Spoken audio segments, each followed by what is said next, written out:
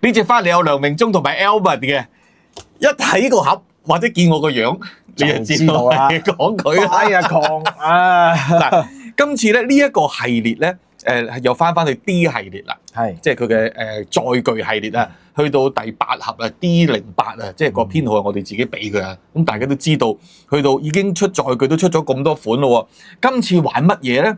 今次玩啲空中形態飛機，而我俾佢另一個別號嘅就係不能買一隻咁小系列。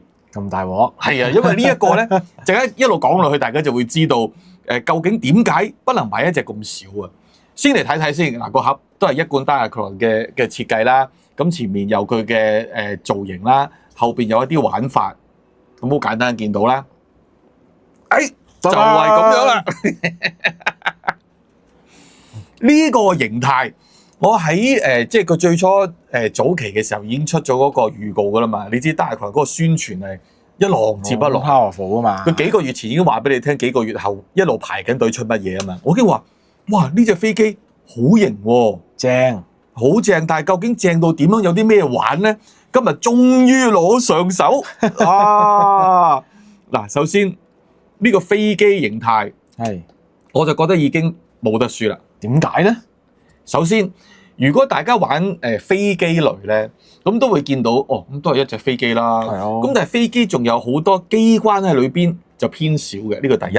第二咧，我又要講講佢喺嗰個駕駛室嘅設計咧，其實佢每一次都有啲特色。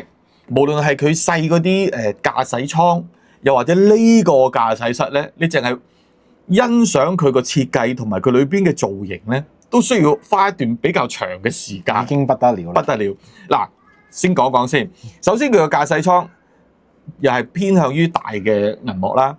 咁你變咗，你一睇裏邊嘅一啲設計，或者個駕駛員咧，今次係睇得好清楚。呢個第一個中意。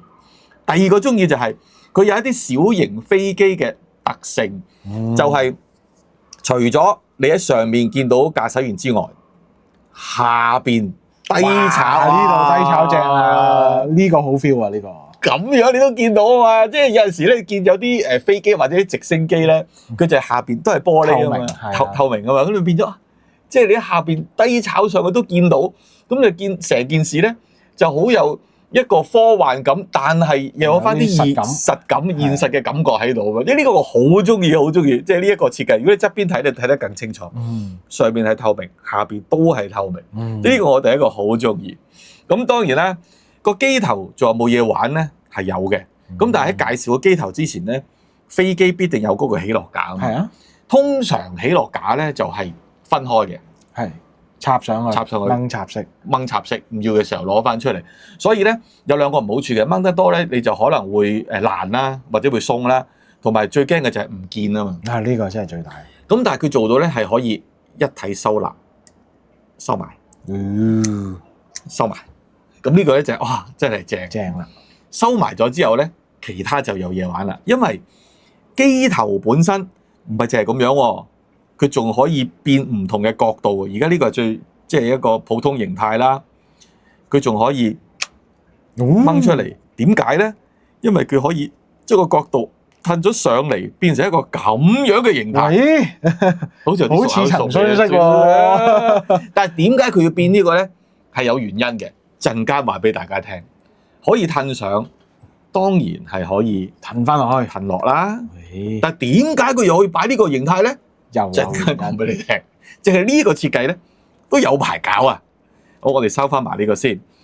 咁呢度嗰對翼咧，咁啊看似好似冇乜嘢啊，即係一體成型咁樣，但係佢唔係一體成型咯，因為佢係可以調校角度咯。咁你又變咗。又多個形態可以玩，又有嘢玩。但係點解佢要擺呢個樣咧？又有原因嘅，又有原因。陣間先講。嗱，咁呢隻咧，佢係可以垂直升降嘅。咁垂直升降，佢邊度話到俾你聽係垂直升降咧？係咪呢度有啲巧妙啊？當然啦，哇！最簡單啦，垂直升降都未，但係垂直升降都未夠。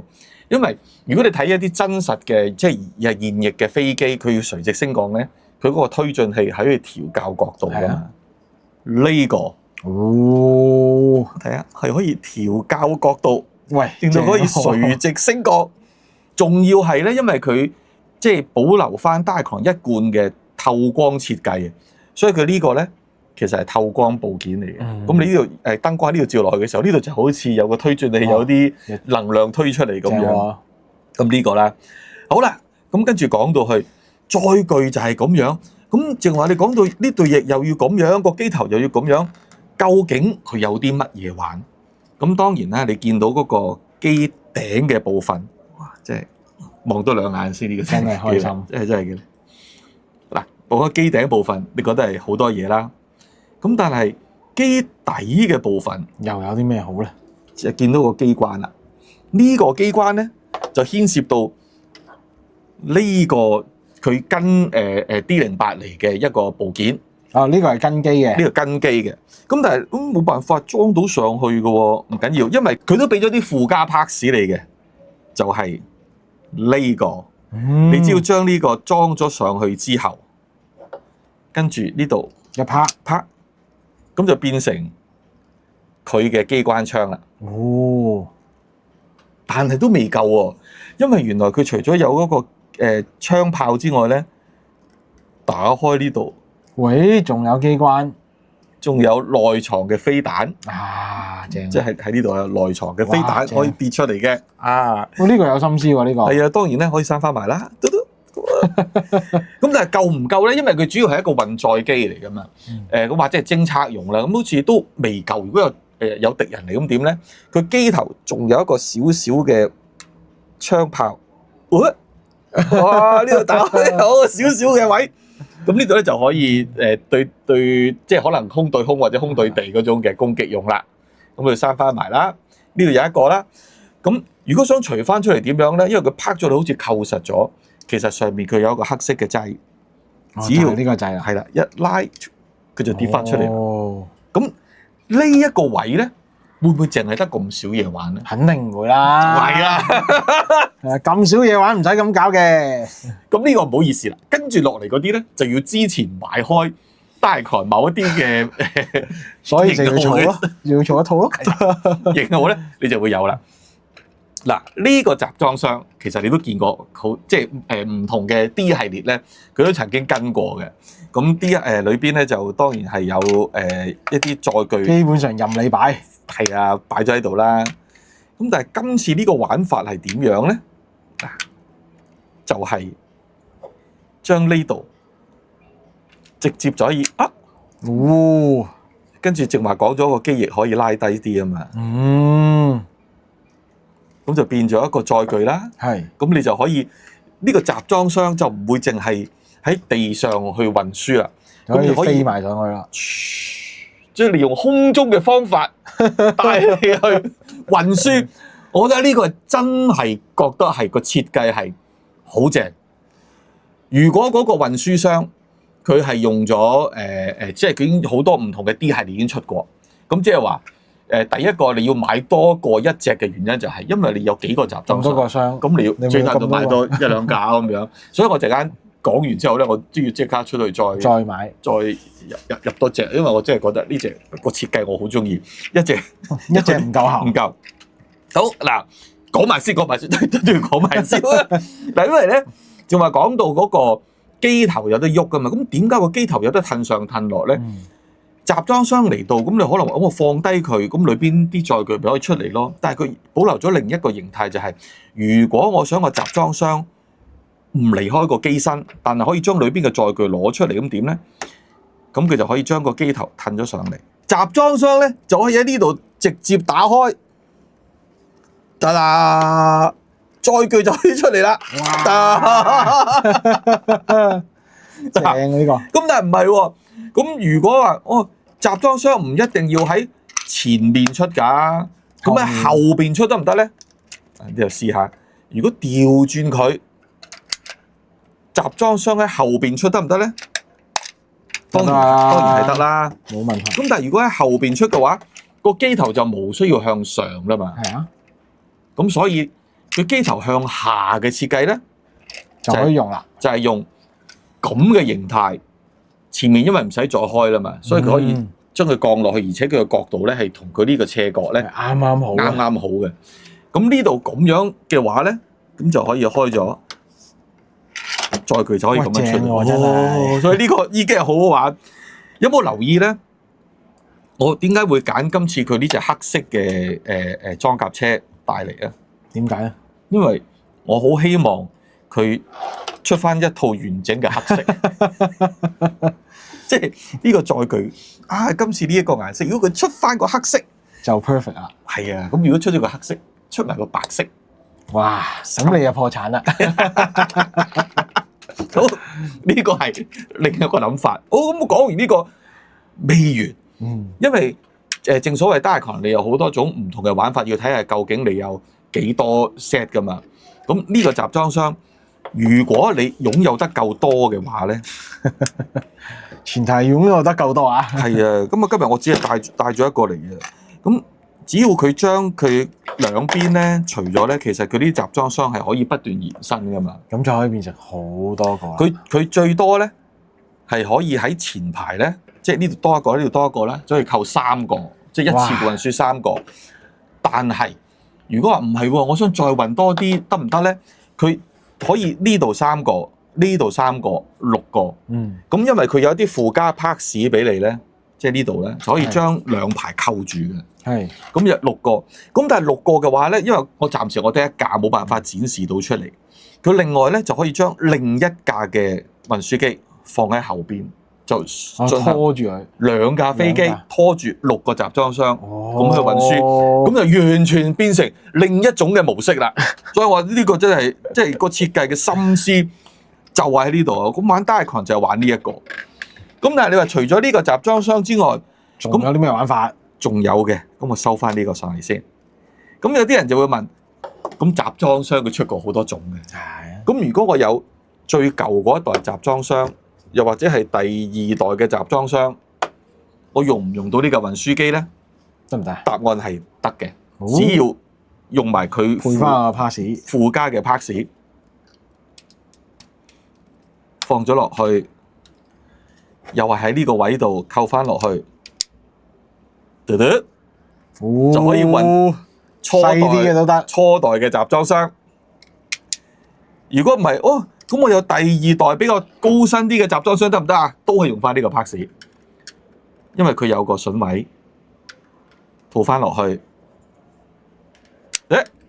又得咗。哇！咁即係話其實佢每一款嘅集裝箱咧，其實呢一個載具呢個 D08都係可以運載到嘅。